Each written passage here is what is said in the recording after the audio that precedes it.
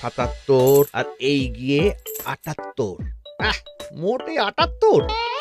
এর চেয়ে বেশি তো নবাবের দেহরক্ষীর কাছে থাকে। দূর দূর দূর দূর, অনেকদিন মহারাজকে হাত করে মোহর নেওয়া হয়নি।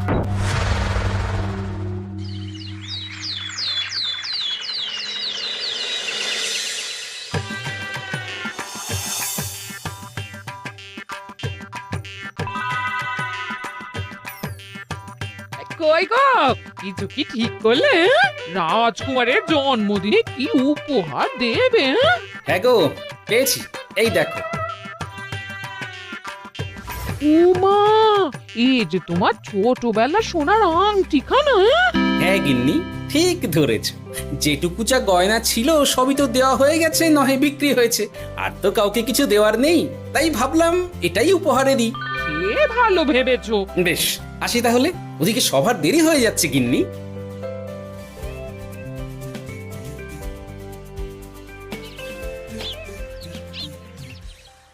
আচ্ছা শোনো, একটা কথা বলতে ভুলে গেছিলাম, আজ একটু তাড়াতাড়ি বাড়ি এসো। শাড়িওয়ালাকে আসতে বলেছি দুপুরে। আবার শাড়িওয়ালা কেন? আরে তুমি ভুলে গেলে, সামনে আমার বোনদির বিয়ে, তার জন্য নতুন শাড়ি লাগবে না গো। একমাত্র বড় মাসির মেয়ে বলে কথা। বুঝলাম, তো ওই একটা শাড়ির জন্য আবার আমাকে থাকতে হবে? 3টে শাড়ি উপহারের পাশাপাশি আমারও একটা শাড়ি চাই। হ্যাঁ আচ্ছা, তুমি নতুন শাড়ি নিয়ে কি করবে বলো তো? বিয়েটা তো তোমার বংশীর। বলি, সারাটা জীবন তো এই এক কাপড়ই কাটিয়ে দিলাম, কি দিয়েছ তুমি আমায়? কেন, এই নিজেকে? আমার মতো স্বামী আর কোথাও পাবে? ও সব মন ভোলানো কথায় আর চিড়ে ভিজবে না, তাড়াতাড়ি আসবে বলে দিলাম। হ্যাঁ অগত্যা।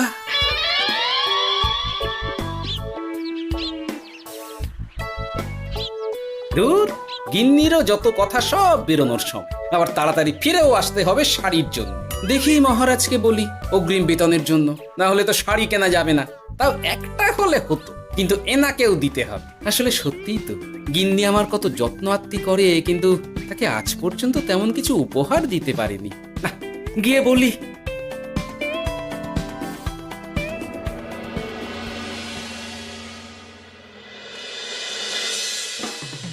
রাজকুমারের জন্মদিন উপলক্ষে যে আপনারা এত উপহার এনেছেন তার জন্য অনেক ধন্যবাদ। আপনাদের সকলের আশীর্বাদ ও ভালোবাসা আমি রাজকুমারের কাছে পৌঁছে দেব। এ আর এমন কি মহারাজ, জানেনই তো রাজকুমার আমাদের সকলের কাছে কত প্রিয়। ঠিক ঠিক। কিন্তু আমি অবাক হচ্ছি, আপনার প্রিয় গোপাল জন্মদিন ভুলে গেছে দেখে এখনো পর্যন্ত তার কোনো পাত্তাই নেই। হ্যাঁ তাই তো, গোপাল আসেনি কেন?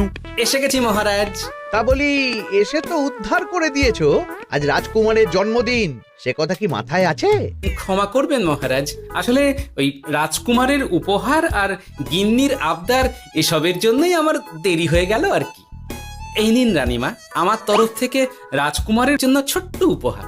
অনেক অনেক ধন্যবাদ গোপাল। তবে মহারাজ, আমারও একটা অনুরোধ ছিল। কি? আমাকে যদি অগ্রিম বেতন হিসাবে কিছু মোহর দেন, তাই নিয়ে আমাকে একটু তাড়াতাড়ি বাড়ি ফিরতে হবে। উনি বলবেন আর ওনাকে দিতে হবে, মামা বাড়ির আবদার। যেটা জানেন না তার মাঝে এত কথা বলেন কেন? হ্যাঁ, আসলে মহারাজ, আমার গিন্নির বোনের মেয়ের বিয়ে সামনে, তাই গিন্নি আবদার করেছে ওই নতুন শাড়ি কেনার জন্য। জানেনই তো বিয়ে বাড়ির কত খরচা, তাই। এ তো খুব ভালো কথা, কিন্তু অগ্রিম বেতন কেন? এমন একটা ভালো খবর দিলে আমার তরফ থেকে তোমার জন্য কিছু মোহর উপহার। এই নাও। ধন্য মা আপনি, আপনার মতো মা থাকতে সত্যি ছেলের কোনো চিন্তা থাকে না রানীমা। ইস, বেটা আবার সুযোগ বুঝে মোহর পেল, কেন যে আমার এমন হয় না। এবার তাহলে আসি মহারাজ, গিন্নি ওদিকে অপেক্ষা করছে। হ্যাঁ হ্যাঁ, যাও যাও, আজ তাহলে সভা এখানেই শেষ করলাম। মহারাজ, আপনার সাথে আমার একান্তে কিছু কথা আছে, আমি অন্দরমহলে গেলাম। রানীমার আবার হঠাৎ কি হলো, ব্যাপারটা দেখতে হচ্ছে।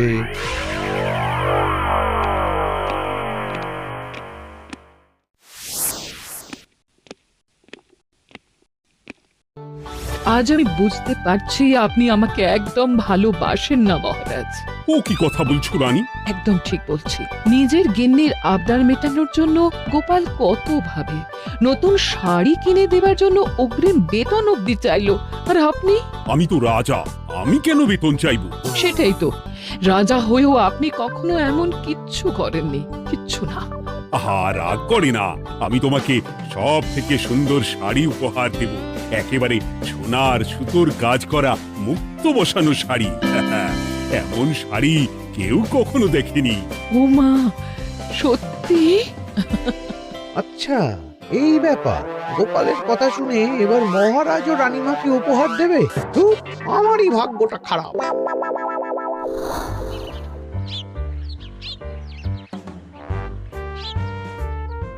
হাজার চেষ্টা করেও গোপালকে আটকানো যায় না। দূর দূর দূর, আমি যা চেয়েছিলাম তা ওই গোপাল পেয়ে গেল। ও কি গো, তুমি কার সাথে কথা বলছো? দুর্ভাগ্যর সাথে। কি সব অলক্ষণে কথা? কি হয়েছে? কি আর হবে, সবই তো তোমার দোষ। আমার দোষ? হ্যাঁ, তুমি আমার কাছে বায়না করো না কেন কিছু?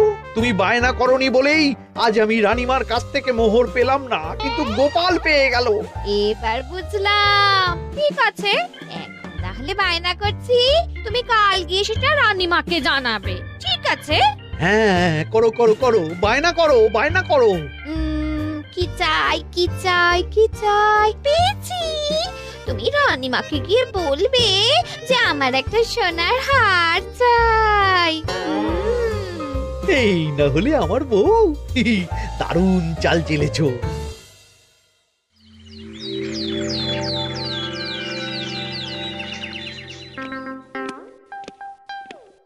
কি গো মন্ত্রী, আজ যে তুমি দেরি করলে বড়। আগে মহারাজ, আমাকে সময় নিয়ে শোনাতে শোনাতে মন্ত্রীমশাইয়ের মনে হয় নিজেরই সময় জ্ঞান খারাপ হয়ে গেছে। তুমি থামো তো মহারাজ, আমারও খুব বড় একটা বিপদ হয়ে গেছে। একমাত্র রানীমাই আমাকে বাঁচাতে পারবেন। আমাকে একটু ওনার সাথে দেখা করার অনুমতি দিন মহারাজ। কিন্তু তোমাদের রানীমা তো এখানে নেই। আসলে জানোই তো যে কুমার অনেক দূরে থাকে, তাই গতকাল রাতেই রওনা দিয়েছে। সে কি, রানীমা নেই? এবার কি হবে আমার? কেন কেন কেন, কি হয়েছে? আসলে মহারাজ, আমার বউ আমার কাছে সোনার হার গড়িয়ে দেওয়ার বায়না করেছে, তাই আমার। বুঝেছি বুঝেছি, চুপ করো তুমি। এখন তোমাকে মোহর দিতে পারবো না। কেন মহারাজ? পরের মাসে দিতে পারবো।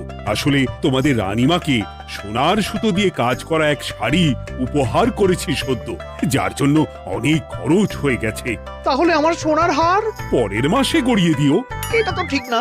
গোপাল আপনার প্রিয় বলে যখন যা চায় তখনই সাথে সাথেই পেয়ে যায়, আর আমার বেলায় এমন। এমন কোনো ব্যাপার নয় মন্ত্রী। মহারাজ, আপনি বরং আমাকে দেওয়া মোহরগুলো আমার অগ্রিম বেতন হিসেবে ধরুন, না হলে মন্ত্রীমশাই এমন অভিযোগ বারবার করবেন। আহা গোপাল, তোমাকে তো স্বয়ং রানীমা উপহার দিয়েছেন, এসব কিছু করতে হবে না। যেমন আছে তেমনই থাক। ঠিক আছে, আমিও দেখে নেব পরে। কি দেখে নেবে মন্ত্রী? না না, ও কিছু না মহারাজ, পরেই দেখে হার গড়ানোর কথা বলছি। না, মন্ত্রীর হাবভাব মোটেই ঠিক ভালো লাগছে না। বেটা মনে মনে নিশ্চয়ই কোনো ফন্দি আটছে আমার বিরুদ্ধে। কিছু একটা করতেই হবে। গোপালের ওই মোহর উপহার পাওয়াটা আমি কিছুতেই মেনে নিতে পারছি না। একটু মাথা খাটাই, একটু মাথা খাটাই। উপায় পেয়েছি। আমাকে এখনই নবাবের কাছে গিয়ে মহারাজের নামে বলতে হবে।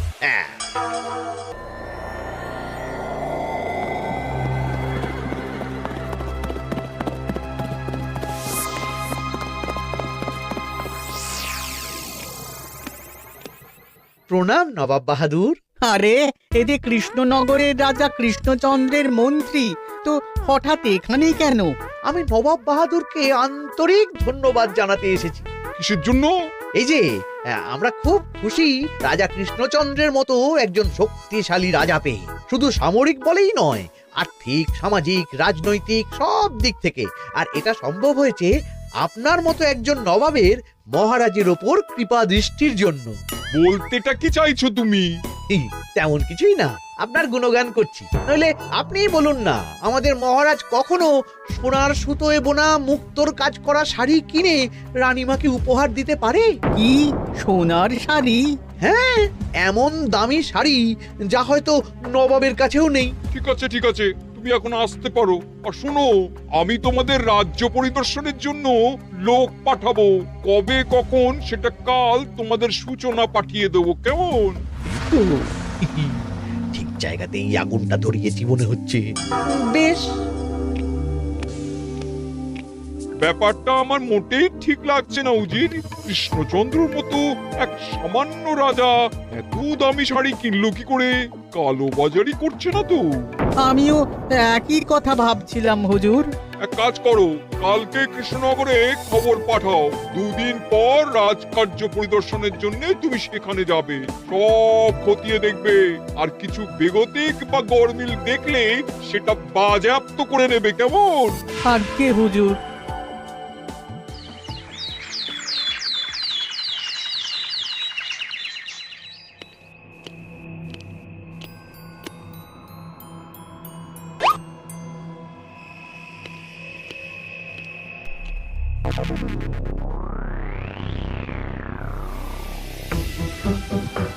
কি হয়েছে মহারাজ? কার চিঠি? নবাবের রাজকার্য পরিদর্শনের জন্য লোক পাঠাবে 2 দিন পর। এতে চিন্তার কি আছে মহারাজ? চিন্তার বিষয় আছে। নবাব আমার রাজকোষের হিসাবও মিলিয়ে দেখতে চায়। কোনো একটা ভাবে নবাবের কানে আমার সোনার শাড়ি কেনার কথাটা চলে গেছে, তাই সন্দেহ করছে। সে কি কাণ্ড!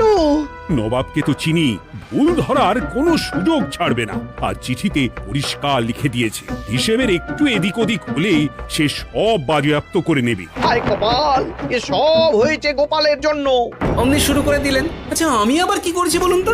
তুমিই তো করেছো। সেদিন যদি তুমি তোমার গিন্নির শাড়ি কেনার কথাটা রানীমার কানে না তুলতে, তাহলে রানীমাও মহারাজের কাছে শাড়ির জন্য বায়না করতেন না, মহারাজও সোনার শাড়ি কিনতেন না, আর নবাবও জানতে পারতেন না। একদম ঠিক কথা বলেছ মন্ত্রী, সব দোষ তোমার গোপাল। মহারাজ, আপনি এমন বলছেন? হ্যাঁ বলছি, কারণ এটাই হয়েছে। দুশ্চিন্তায় এখন মাথা খারাপ হয়ে যাচ্ছে আমার। আমি জানি না তোমার জন্য আজ অব্দি এমন বিপদে কবে পড়েছি। এবার তোমাকেই এখান থেকে বেরোনোর উপায় বের করতে হবে।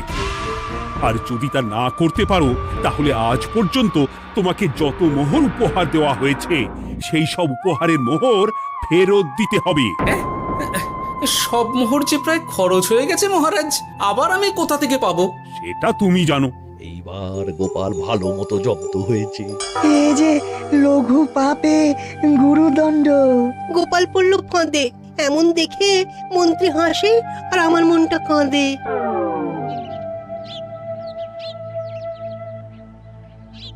এখানে বসে কি করছো গো গিন্নি? এসে পড়েছো? ও মা, তোমার মুখটা এমন শুকনো দেখাচ্ছে কেন? আর বলো না, এই হিসেবের ঠেলায় সবকিছু বেহিসাবি হয়ে যাচ্ছে একেবারে। আচ্ছা, তুমি কি করছিলে ওই রসিদগুলো নিয়ে? দেখে হিসেব করছিলাম এই মাসে অনেক খরচ হয়েছে কিনা, সেই বুঝে পরের দিনগুলো চালাতে হবে গো। কি বলে? রসিদ দেখে হিসেব কষা? রি, এটা তোমার মাথাতেই আসেনি। ধন্যবাদ গিন্নি, আরো একবার তোমার জন্য এই যাত্রায় আমি বেঁচে যাব মনে হচ্ছে। বেঁচে যাবে কেন? কি হয়েছে? আচ্ছা, আমাকে আবার একটু রাজপ্রাসাদে যেতে হবে। আমি এলাম গিন্নি। কি যে বলে লোকটা, কিছুই বুঝতে পারি না।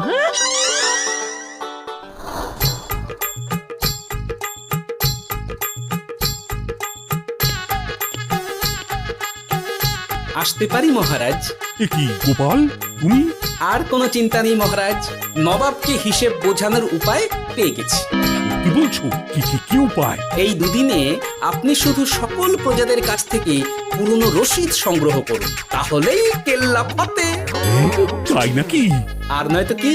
তবে এ ব্যাপারে মন্ত্রী মশাইকে কিন্তু কিচ্ছু জানতে দেওয়া যাবে না। শুধু আমি যা বলছি তাই করুন মহারাজ। সে তো বুঝলাম, কিন্তু প্রজাদের থেকে পুরনো রসিদ সংগ্রহের কথা ঘোষণা করলেই মন্ত্রী এমনি জানতে পেরে যাবে। চিন্তা করবেন না মহারাজ, আমার কাছে এটারও উপায় আছে। আপনি শুধু খেয়াল রাখবেন যাতে এই কথা 5 কান না। বাকিটা ভরসা রাখুন, কৃষ্ণনগরের একটা ঘাসও নবাব বাজেয়াপ্ত করতে পারবে না।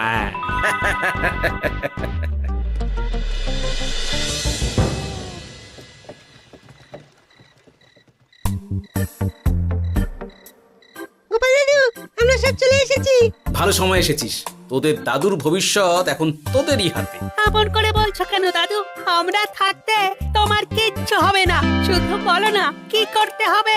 জানি তো, তোদের যেটা করতে হবে সেটা হলো সবার বাড়ি বাড়ি গিয়ে পুরনো রসিদ সংগ্রহ করতে হবে। এই ব্যাপার, এটা এমন কি? কিন্তু কেউ যদি জিজ্ঞাসা করে কেন চাইছি, তখন বলবি যে ওই গোপাল দাদু ওই টোঙা বানাবে বলে পুরনো কাগজ চাইছে। আচ্ছা, আমরা এক্ষুনি নিয়ে আসছি। যাক, প্রথম ধাপ হয়ে গেল, এবার পরের ধাপের প্রস্তুতি। যাই, একবার বরং বিজ্ঞানীর কাছ থেকে ঘুরে আসি। বিজ্ঞানী, ও বিজ্ঞানী, বাড়ি আছো? আরে গোপাল যে, এসো এসো ভেতরে এসো। বলো, তোমাকে কিভাবে সাহায্য করতে পারি?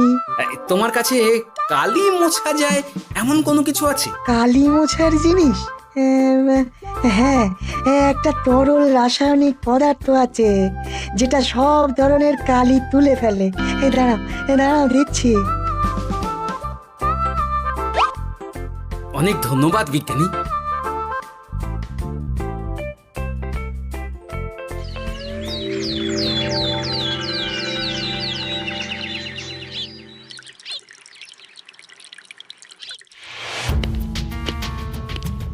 আসুন আসুন, আপনার জন্যই তো অপেক্ষা করছিলাম। তাই নাকি? এতটা পথ উনি এসেছেন, আগে ওনার জন্য শরবত ও মিষ্টির ব্যবস্থা করি। এই যে মহারাজ, আমি জল মিষ্টির ব্যবস্থা করে এনেছি, এটাও সাথে নিন। এটা কি? কেন, হিসেব ভোলা ময়রা পাঠিয়েছে এই মিষ্টি ও শরবতের দাম।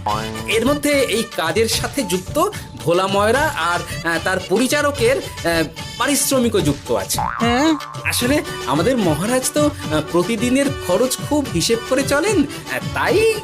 ও, আমি একটু বসবো? নিশ্চয়ই, ওই তো ওদিকে বসার জায়গা। আপনি কি হাওয়া খাবেন উজির সাহেব? তাহলে রশিদে ওটাও যুক্ত করব।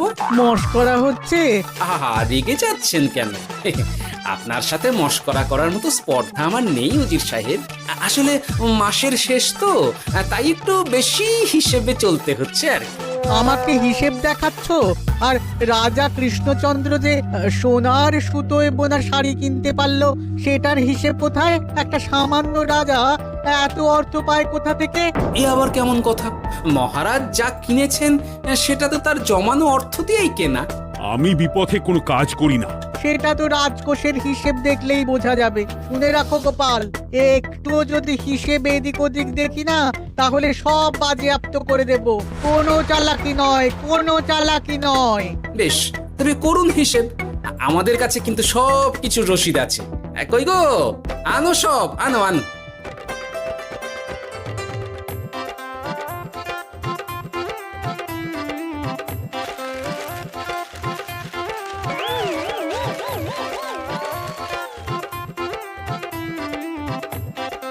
হ্যাঁ, এত রসিদ?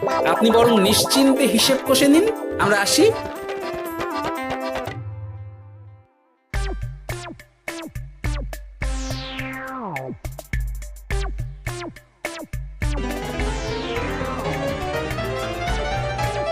বাবারে, এত হিসেব কষে কষে তো মাথা ঝিমঝিম করছে, খিদেতেও পেট চুই চুই করছে। আপনার হিসেব কত দূর উজির সাহেব? আমাকে এখান থেকে নিয়ে চলো গোপাল, আমি আর পারছি না। ও কি, অঙ্ক কষে কষে তো আপনার সব শক্তি শেষ হয়ে গেছে দেখছি। আচ্ছা চলুন চলুন চলুন, কিছু মুখে দিয়ে দিন, তাহলেই শক্তি আসবে। তাই চলো।